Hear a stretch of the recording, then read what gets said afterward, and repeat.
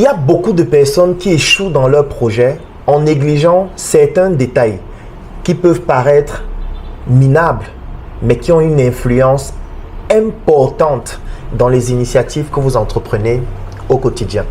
Je vais vous raconter cela à travers une histoire. Un jour, un monsieur me contacte et me dit: Claudel, j'apprécie le travail que tu fais en ligne. Je regarde tes vidéos et je voudrais qu'on puisse se rencontrer afin de pouvoir parler affaires. J'ai envie d'investir et je sais que tu pourras avoir de très bonnes idées afin de pouvoir m'orienter. Nous nous donnons donc rendez-vous dans son bureau. Je me déplace, j'arrive dans son bureau, j'entre donc au niveau de l'accueil. Son assistante donc m'installe. Elle le contacte pour lui dire: Claudel est déjà là. Et il me demande d'entrer. J'entre donc dans son bureau et je m'assois. Et pendant pratiquement 30 minutes, il me parle de ses projets. Il me parle des choses exceptionnelles qu'il veut réaliser. Il m'explique comment il veut se lancer dans l'immobilier, dans l'industrie. Il m'explique un ensemble de choses et je l'écoutais attentivement, de manière active. Je posais les questions pour rebondir afin de mieux comprendre ce qu'il était en train de vouloir implémenter comme projet. Et à un moment donné, il me demande: Claudel, quel est ton avis par rapport à tous ces projets? Et je lui ai dit quelque chose de très simple. Je lui ai dit: monsieur, lorsque je regarde votre bureau, il n'est pas assez épuré. Votre bureau est très saturé. Dans votre bureau, il y a des documents partout et en désordre. Et j'ai remarqué cela depuis le bureau de votre assistante. Je trouve que dans votre bureau, les couleurs sont trop vives. Et qu'il y a beaucoup de détails comme ça que vous devez au préalable corriger.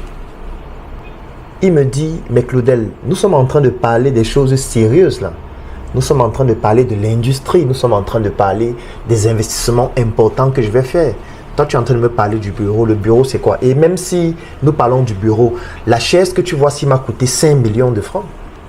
La table que tu vois ici, ça m'a coûté 2 millions de francs. Rien que ce bureau, j'ai dépensé près de 25 millions de francs. Donc, ce que tu dis là, moi, je ne comprends pas.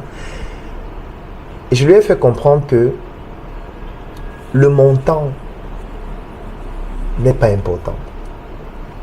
Tu peux acheter un meuble à 10 millions de francs, mais il ne correspond pas au bureau dans lequel tu l'installes. Il ne correspond pas à ton type de personnalité. Il ne correspond pas au type de projet que tu veux implémenter. Il ne correspond même pas en termes de valeur perçue que tu transmets aux personnes qui vont entrer dans ton bureau. Donc, ce qui est important, ce n'est pas le prix ou le montant des outils, des objets, des appareils que tu achètes. Non. Tu peux acheter quelque chose à 100 000 francs et sa valeur perçue est supérieure à quelque chose d'autre qui a une valeur plus importante. Juste parce que c'est bien choisi, c'est positionné au bon endroit de la bonne façon. Parce qu'il y a beaucoup de personnes qui ne comprennent pas que la manière dont vous gérez votre espace de travail, votre environnement, votre espace de vie a une influence sur vos projets. Et je lui disais: moi, lorsque je vois votre bureau, je sens quelqu'un qui est désordonné. Je sens quelqu'un qui va aller dans tous les sens. Je sens en vous quelqu'un qui, lorsqu'il va faire des investissements importants, va se dire que c'est le montant de ce qu'il achète qui est important. Je sens quelqu'un qui va construire une maison qui n'aura pas de belle finition. Je sens quelqu'un qui ne va pas mettre un souci du détail dans ce qu'il fait. Je sens quelqu'un qui va beaucoup plus travailler sur la forme. Mais dans le fond, il va négliger beaucoup de détails. Et même dans la forme, il va négliger beaucoup de détails. En fait, je sens quelqu'un qui doit d'abord travailler sur lui. Vous devez d'abord travailler sur vous-même. Vous devez aménager de manière optimale votre espace de travail. Aménager de manière optimale l'espace de travail des personnes avec qui vous êtes en train de travailler. Par exemple, votre assistant de direction, votre comptable et tous les autres collaborateurs qui sont ici. Vous devez aménager votre maison. Vous devez faire en sorte que le cadre de travail dans lequel vous vivez soit agréable. Vous devez faire que votre voiture soit toujours propre, soit toujours bien rangée, qu'il n'y ait pas de documents partout. Vous devez faire en sorte que votre téléphone soit bien rangé, qu'on ne retrouve pas des icônes partout. des applications inutiles, des documents inutiles qui ne servent à rien. Il faudrait que quand on ouvre votre ordinateur, on ne voit pas les documents partout. Un bureau plein de documents, plein d'icônes que vous ne pouvez même pas retrouver facilement. Il ne faudrait pas que dans vos archives, les documents soient empilés de manière inappropriée. Il faudrait que votre environnement soit soigné. Parce que lorsque votre environnement est soigné, ça soigne aussi la manière dont les idées s'organisent dans votre tête. Et quand vous soignez la manière d'organiser les idées dans votre tête, lorsque vous implémentez des projets, vous soignez aussi votre manière d'implémenter ces projets en mettant les procédures au fur et à mesure qui vont correspondre à une finesse dans ce que vous allez faire. Et c'est ça qui va vous pousser, même avec des budgets faibles, de réaliser des choses exceptionnelles. C'est pour ça que vous allez voir des personnes qui sont vêtues de manière excessivement coûteuse, mais qui ne sont pas agréables à regarder. Vous allez voir quelqu'un qui va vous dire, ma chemise a coûté 800 000 francs. Mon pantalon a coûté 1 million. Ma chaussure coûte 6 millions. Mais quand vous voyez la personne habillée, vous vous rendez compte qu'elle manque de style. Elle manque elle n'est pas agréable à regarder.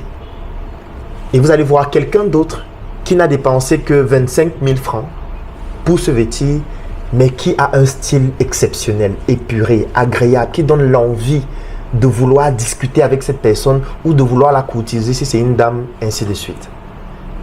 Parce que beaucoup de personnes négligent ces détails. Et quand vous négligez ces détails, ça joue profondément sur ce que vous faites.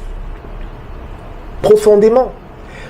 Même dans votre manière de vous exprimer, on doit sentir quelqu'un d'organisé, quelqu'un qui classe ses idées. Quand on vous pose une question, ne répondez pas directement, classez la manière de répondre. Essayez même de mieux comprendre la question qu'on est en train de vous poser, peut-être en la reformulant. Ensuite, vous répondez en classant la réponse par catégorie.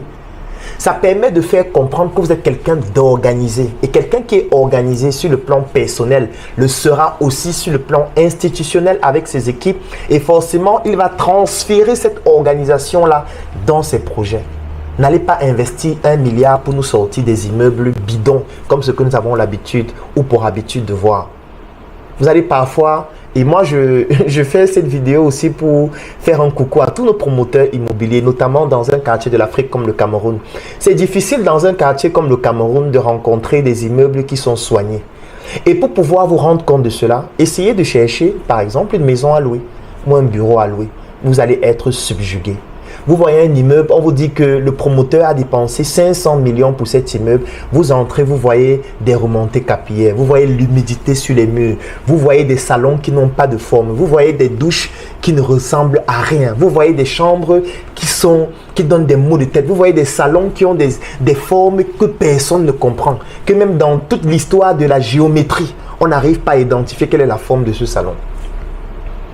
Mais la personne vous dira, j'ai dépensé 800 millions, j'ai dépensé 1 milliard. Mais en fait, c'est parce que vous êtes quelqu'un qui n'est pas organisé. Vous êtes quelqu'un qui n'est pas structuré. Vous êtes quelqu'un qui n'est pas fin.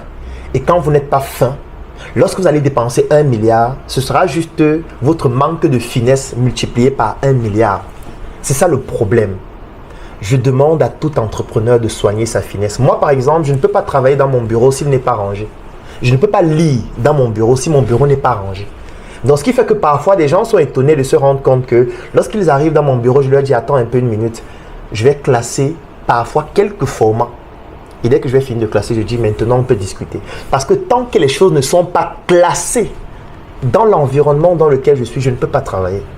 Parce que je sais que cela aura une influence négative sur ma manière d'organiser mes idées. Et je vous recommande, vous aussi, d'avoir cette discipline et cette finesse dans ce que vous faites. Cette finesse doit commencer par vous-même, c'est-à-dire vous sur le plan personnel, sur le plan vestimentaire, sur le plan nutritionnel, sur le plan de votre santé physique et sportive, vous sur le plan de votre espace de travail, vous sur le plan de votre maison, de votre chambre. Vous devez vous rassurer que vous êtes dans un environnement dont vous avez soigné les détails. Vous allez réussir facilement à transférer cela à vos collaborateurs, à transférer cela à vos proches, à transférer cela dans vos projets. Et vous allez vous rendre compte que vos projets seront de plus en plus soignés. Vos projets seront de plus en plus fins. Parce qu'en réalité, ce qui nous manque aujourd'hui, c'est la finesse dans ce que nous faisons. Vous allez voir des personnes qui investissent des centaines de millions, des milliards. Mais quand vous regardez les œuvres de ces personnes, vous voyez que ça ressemble à du n'importe quoi, alors qu'on a dépensé beaucoup d'argent. Vous allez voir quelqu'un qui achète une très belle voiture, mais 2 mois, 3 mois, 4 mois après, la voiture ne ressemble plus à rien. Vous entrez à l'intérieur, c'est comme la poubelle, alors que la voiture coûte cher. Pourquoi? Parce que le problème, il est d'abord individuel, il est personnel, il est intrinsèque, il est lié à nous-mêmes. Si vous voulez faire de grandes choses qui ont un certain impact, qui ont une certaine finesse, vous devez d'abord travailler sur vous-même. C'est un tout petit conseil, une toute petite astuce, mais qui parfois peut faire toute la différence. Soyez fin dans tout ce que vous faites. Si vous êtes un menuisier, soyez fin. Si vous êtes un plombier, soyez fin. Si vous êtes un formateur, soyez fin. Si vous êtes un entrepreneur, soyez fin. Si vous êtes un enseignant, soyez fin. Parce que toutes les personnes fines, on ne les oublie jamais.